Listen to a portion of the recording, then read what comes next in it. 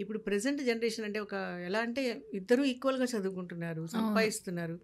So, ఎవరి ఈగోని ఎవరు వదిలిపెట్టడానికి ఇష్టపడట్లేదు. హ్మ్. దీనివల్ల ఏమవుతుందంటే అండర్‌స్టాండింగ్‌లో ఇష్యూస్ వచ్చేస్తున్నాయి. అండ్ సెకండ్ థింగ్, ఒక బాధ్యత. ఇది మనిషికి అతి బరువైంది. ఎంత బరువైన భుజాల మీద వేయొచ్చు కానీ బాధ్యతను మోయడం కష్టం. కనపడదు ఎక్కడ. అవును.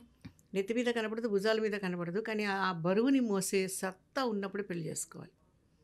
ఇదైతే నాది స్ట్రాంగ్ ఒపీనియన్. హ్మ్. ఎందుకంటే ఒక టర్నింగ్ పాయింట్ లైఫ్‌లో ఎప్పుడు ఏదైనా జరగచ్చు. అటు అంటే మంచి జరగచ్చు, చెడు జరగచ్చు. అది బాధ్యత వహించగలిగిన స్తోమత ఉండాలి. ఆ బాధ్యతని తీసుకోవడానికి ఇష్టపడట్లేదు. పెళ్ళంటే జస్ట్ కలర్‌ఫుల్ ఎందుకు ఆ ఆల్బమ్ రకంగా కాదు. ఆలోచిస్తున్నారు? ఒక 1 ఆర్ 2 డేస్ డెకరేషన్ కాదు గదా! యెస్. జీవితాంతం కష్టమైన, నిష్ఠురమైన కలిసి ఉండే పరిస్థితిలో ఉండాలి.